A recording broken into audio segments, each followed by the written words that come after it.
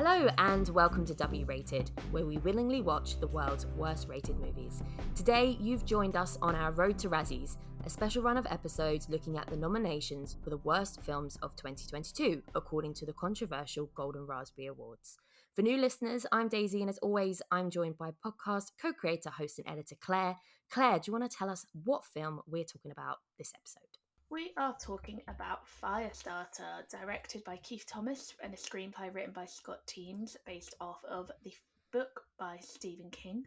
It has a 10% critic score on Rotten Tomatoes, 47% audience score, and it has a 4.6 out of 10 on IMDb. Is this our lowest critic score that isn't a 0?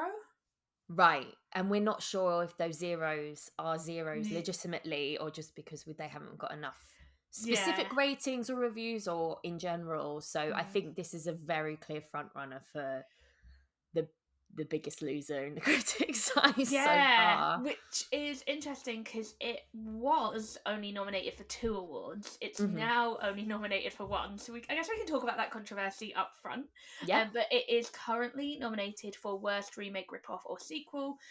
There was was it in the 90s? Or no, it would have been the 80s, Drew Barrymore version. Yeah, 80s, I think, because Drew Barrymore was young, so... Yeah. So it is a remake of that or a second adaptation, whatever way you want to call it. And then they nominated the young actress Kira Armstrong for Worst Actress of the Year. I forgot to look up her age, but I believe she's about 12. I think she's 11, yeah. I saw people on Twitter calling them out because she was only 11. Yeah, which is very... It's not the first time the Razzies have done this. We've spoken in the past, and they had nominated... for The Cat in the Hat, and there were other child nominations. It was whose little brother? Whose little brother Abigail was it? Breslin's little brother, Spencer Breslin. That's who it was, yes. Who not uncoincidentally, I don't think he really acts anymore, right? No, I don't think he does either.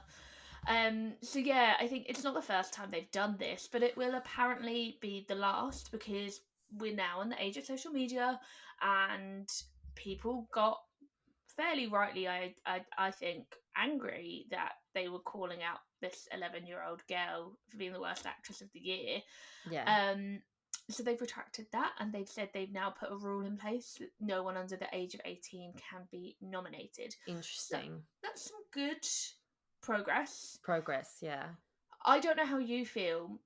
I didn't really have much interest before I saw the film.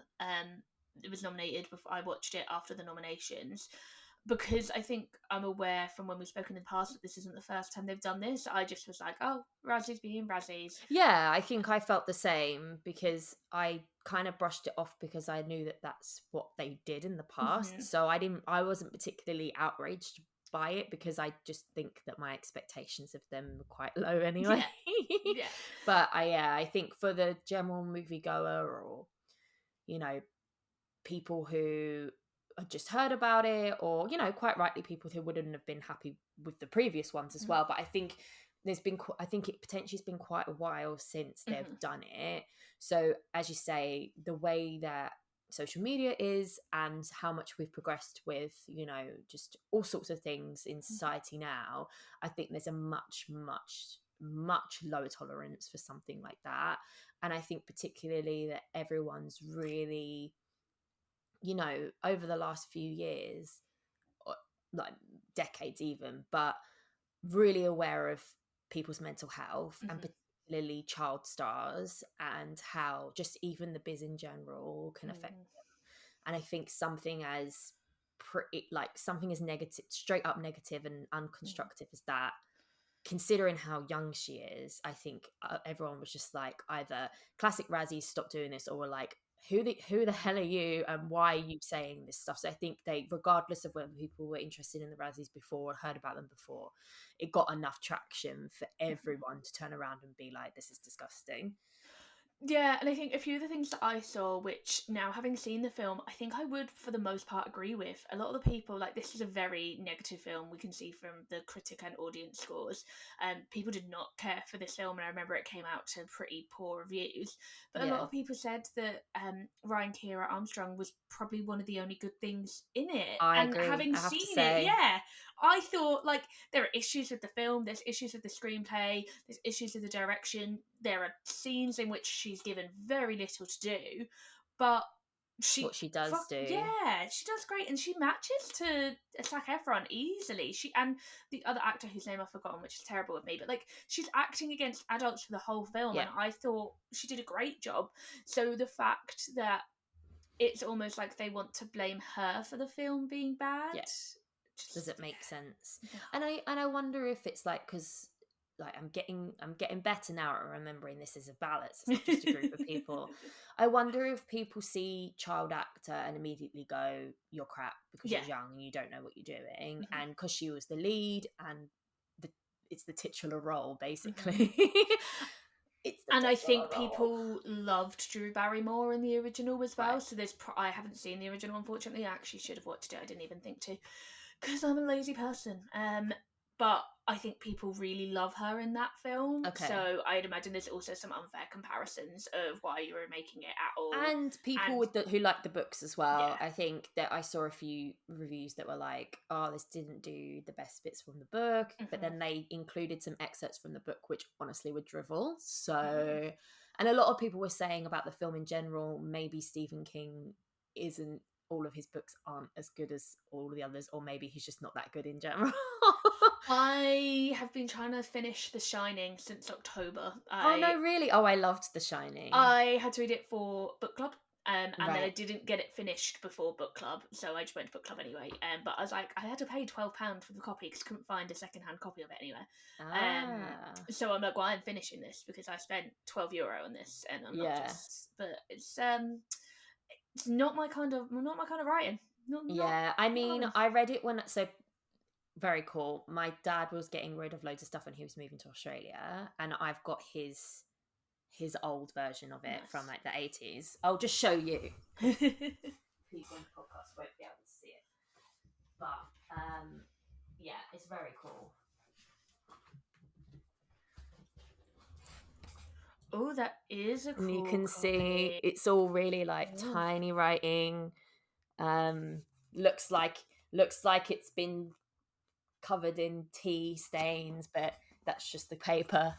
And it just I read it when I was like 16, and then I hadn't seen the film. Then I saw the film Mm. when I was 18. I was like, what the fuck is this shit? Mhm, And mhm, now I appreciate the film separately. That's by the mhm. by. But I actually really like this. But again, like I say, I was a teenager when I read it, so Yeah. brain wasn't fully developed. So we'll see. um, uh, so yes, I've kind of like moved on to the film there a little bit. But I think the nomination's been retracted for the right reasons, but also there are there were two reasons why she shouldn't have been nominated in the first place. Firstly, she's a child, and Mhm. secondly,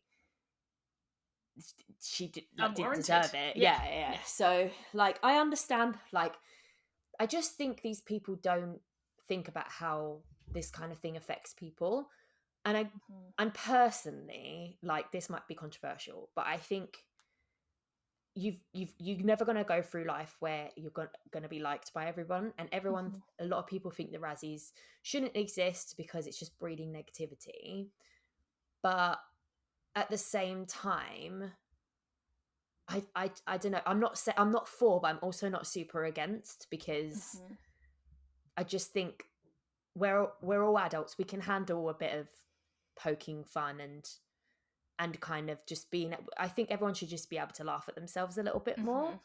mhm, However, obviously the history of the Razzies is a bit different. Obviously, um, the kind of people that they nominate, the fact that they don't really have any kind of like contextual, like, I don't know, they don't present themselves as um providing a bit of levity. They don't, the mhm, tone in which they do it is probably not good, which is why it doesn't quite work. mhm, But I just don't think we should say, oh, people aren't allowed to express things that they don't like and should have to be positive all the time.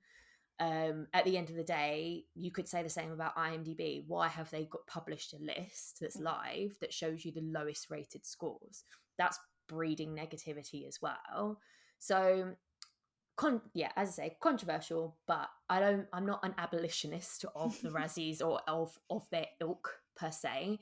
I just think there's probably a more critical and self-aware way of going about it that can be a little like good for people. Like, wasn't it Halle Berry that accepted her own award, or was it Sandra Bullock? I can't remember. Well, and one of the writers from the Flintstones, when she spotted that Tom Hanks was nominated this year, decided she wanted to be in the same club as Tom Hanks, so she requested they send her Razzie award. There you go. See, it's just like, I don't know, there's just let's critique and evolve before we shut down things. Like, I don't know, but yeah, that's probably very controversial. But that being said, I think we're adults, children are children. That's a very different kind of thing. And social media is a monster of its own, so I totally understand how the existence of the Razzies themselves may not be the total of the problem, if that makes sense. So it's good that they're not nominating children anymore, because if that has affected people in the past, that really sucks. And I guess, I mean, it's not nice to be nominated for something like this, but not everyone's going to be the best. And it makes for interesting conversations, and people in the industry, you know, they shouldn't be dragged down, but they're going to have to expect a certain level of this kind of thing. And I think if it's done in the right way, this could be far from the most insulting thing that can happen to someone if it's done in the right way. Maybe it's not done in the right way right now. Maybe it's done a bit carelessly. And that's why people, like, it's just not working in the way that it could. But rant over. She didn't deserve it regardless. So, but it's interesting we won't be seeing any future Razzie nominations for children. It kind of seems like a bit like a cop-out as well. The sort of like a low-hanging fruit situation. Yeah, I think that's the thing for me. Like, it's very easy to pick on a kid because not all kid stars are good. I can't think of any off the top of my head, which I'm very pleased about. But I've seen plenty of films and TV shows where I'm like, Jesus, like, who allowed that kid on set? I mean, God, look at some of the Harry Potter films, bless them. Like, they all got there in the end, but there are some spicy ones to start with. And, you know, it does feel, whereas, like, I try to always, when I see a film that has a really good child star, I always try and, like, big it up, because I think it's very difficult. Like, oh, yeah, I can't even imagine. Yeah, so, shout out to the kid from Mona Lisa and the Blood Moon. I think that was the last good kid star I saw that stuck with me. Great kid. I can't think off the top of my head, but I really liked Jacob Tremblay whenever he's been in stuff, but I don't think he's a child anymore. No, he was amazing though. What a kid. If only they could stay children forever. And that, I think, is some of the problem. Hello, Judy Garland and the whole film industry of the early ages. Yep. I read Jeanette McCurdy's book, and wow. Oh God, did you? Yeah, that sounds like it would be a really tough read. Oh, it was actually really easy to read and really brilliant, but a lot of stuff about, like, trying to, use starvation and anorexia to hold off puberty so you can keep getting those younger kid roles for longer. And it's so commonplace. It's so, like, and really? I think that's what the book really kind of, that, like, people on set were like, oh, that's good. Like, it wasn't.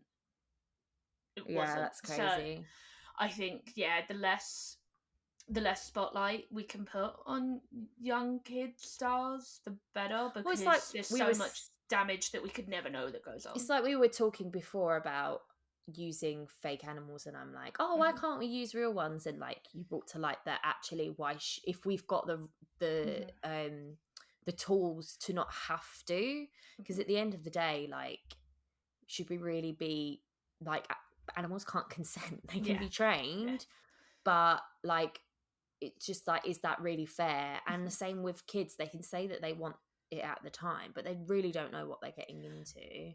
Absolutely. Do they know what they're consenting to? Yeah, so it's a really tough one, because it's just like, well, the art form in itself can't really continue in a way without that, but if that's the case, then there needs to be really, really well placed safeguards for it. And that's it. And even going back to the original, Drew Barrymore's issues in Hollywood as a young star, Yeah. like well documented. And Yeah. I think it's the nail on the head there that safeguards have to be in place. And I don't think that Razzies have done this as a safeguard for kids. I think they've done it as a safeguard for themselves. Yes. But it's just one more. At least but also it's just like it's can't. another. But it's also like I can't remember what people were saying about it's like moving away from cancel culture to like learning and forgiving, like sort of, and reparation kind of thing. Like you can't call people out for doing something wrong and then still not be happy, like and not be partly happy when they do what Try you and repair like it, when they try and repair it. Mm-hmm. It's not the same as not doing it in the first place, but you have to give them kudos for doing it, even if they're just doing it from a self-preservation thing. At least they At did least something. they're still not doing. At least they're still not doing it, and they've done something. So you just maybe don't give them credit, but at least be like, okay, cool, we're back to neutral ground, kind of thing. People are learning, people are understanding. Because I mean, with the way things are at the moment, like they could easily turn around and been like, screw you, and they would have had a lot of supporters. Yeah, we think it's funny, like, oh, they should get a grip, Yeah. Basically what I just said about for the adults. Yeah. So, kind of the other nomination, and I'm surprised it's only got the one nom, was worst remake, ripoff, or sequel. Again, I keep saying this for every film that wasn't nominated for worst picture, but I'm surprised this wasn't nominated for worst picture. Yeah, I think that's how they do it, right? Like it's how they do in the Oscars with like, we're not going to put that forward for best picture because it's foreign and all of this. Like I think that's probably how people did their ballot. Yeah, they shoved this into the remake category because it was one. Yeah. Again, I haven't seen the original, so we kind of talked about this or read the book, so we don't know. We talked about that with another film. Was it Blonde? Maybe, I don't know. But that it's hard to know what it's adapting, or remaking. But as a standalone, it was shit. I'm not saying it was shit, but it was 100% not good. It was not good. That was one of the worst films I've seen in a long time. Because it just was criminally boring. It was very boring. I think everyone knows me well enough by now that as long as it's entertaining me, it's good. I don't care if things aren't technically well done, if it's entertaining me. But if you like, being boring as an entertainment or an art form is the worst thing that you can do. And it's just such a shame because it had a really cool tone, interesting style, and it just felt like there was so much more to delve into. It was very unengaging. There was either something missing or a block in the way, and I don't know what it was. I was about to say to you, it feels like something's missing, and it felt like unfinished isn't the right word, but it felt like a test screening. It felt like here's what we've pulled together, or it felt like one of those troubled production kind of films where you go, oh, I see that person had to be recast or something. It's just like doesn't quite seem like it fully knows what it is and what it's trying to do. And I feel like they kind of knew by the time it came out, so I don't know what they did retest screenings, but because I remember it coming out in the UK and Ireland very quietly, it came out very... I don't even remember it coming out. I think it came out very similar time to when it did in the States, but maybe not quite the same. And in the States, they did a theatrical and a Peacock kind of double release. Okay. But I don't think that there were any big, like, dramas or anything like that, and it comes from Blumhouse. I think it was just a quick, cheap production of a known IP with a big supporting actor, and they thought, that'd make a bit of money for not much to make it. I mean, I don't know what the budget is, but I'm assuming it wasn't huge. So there was actually the director was changed 3 times, but see, I told you it didn't know what it wanted to be. All before production. So it was meant pre-production is where you decide what your film is. And so there was Akiva Goldsman was the director in 2017, signed on. They were replaced by Faith Akin in 2018, and then in 2019 Keith Thomas replaced her. it's a film with no home or voice. Yeah, and I It's feel like someone came up with the idea to do it, and then they kind of created differences or who knows what, and then it just kept getting pushed yeah. and pushed. So it feels like just a bit of a Oh, and it's really interesting because the original director Akiva Goldsman has done loads of adaptations. He won the Oscar for Best Adapted Screenplay for A Beautiful Mind. oh wow. Oh my god, He I would love to have known what his version would have been. and he adapted the Dan Brown Da Vinci Code novels Oh with wow. Ron Okay. Howard. I don't know what he's done so much as a director, but I think he's only done 2 films as a director. Winter's Tale, which I know was an adaptation. I don't think that was particularly good though. And a film called Stephanie, which I've not heard of. Which But one's Winter's Tale? is that not the one with Colin Farrell? Yeah, it's like one with Colin Farrell, and it's kind of The- in the past. I remember there being a very confusing trailer for it. Oh, okay, I don't Um, recognize that, but but do you know what? He also wrote Batman and Robin. oh no way. So we'll get to We'll talk soon about. see. We'll We'll soon get see to what talk about what him.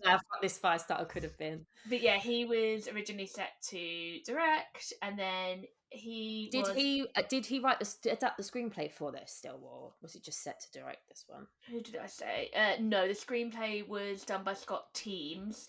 It doesn't say who originally, so I wonder if he was going to adapt it, because then in 2018, Faith King came on as director with Scott Teems doing the script, and Scott Teems stayed on as the script. Right. Faith Akeem didn't. Let me have a look. He Yeah, is it just a feels like a project that's been German director. right. Let's see what else he's been up to. I haven't heard of any of his films. New York, I Love You, I've heard of. Edge of Heaven, they all look German and foreign, so it would have been interesting as to why he was coming over. He did a lot of German Turkish films, so Okay. that would have equally been very An interesting take. Yeah. And then I feel like this fella called Keith Thomas took over because they were a bit like, let's do something a bit more straight. Yeah. He has only directed 2 other films called The Arcane and The Vigil. I don't know. Vigil sounds familiar. It was a 2019 horror film. It was his feature directorial debut, sorry. Right. So the other one was a short. I guess, they were like, you did a successful small budget horror. Yeah. Let's get you doing another small budget horror. And it just, I think it was just a swing and a miss. I think, and it happens. Studio productions sometimes just don't work, and makes me feel bad for Zac Efron, because I feel like he hasn't had a win in a while. The Greatest Showman, was that his? Well, people loved his Netflix show. I was about to say he did the Netflix show, didn't he?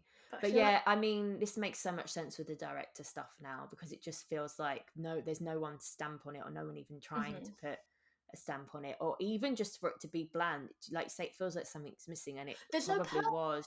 What was the point in telling this story at this time? Yeah. What I know people hate social commentary films, especially social commentary remakes, but horror has. But there needs to be. It doesn't been need to be. for social commentary. It just needs to have commentary. Like, it just needs to. What's the story here? Because you're right, it's just plot. Yeah.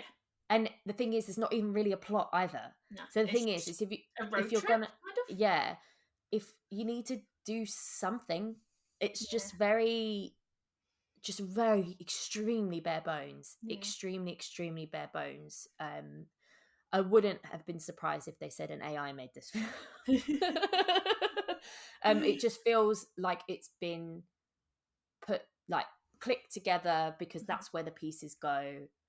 But just lifeless is what I would lifeless say. Is completely true. And also they killed a cat, which really pissed me off. So. Oh yeah.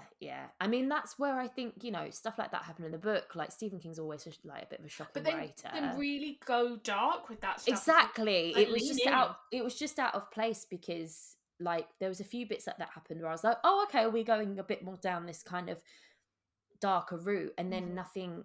It was almost as if they were the little signposts of, this is a Stephen King adaptation. Like, Stephen King really hates cats. I think he hates a lot of things. ...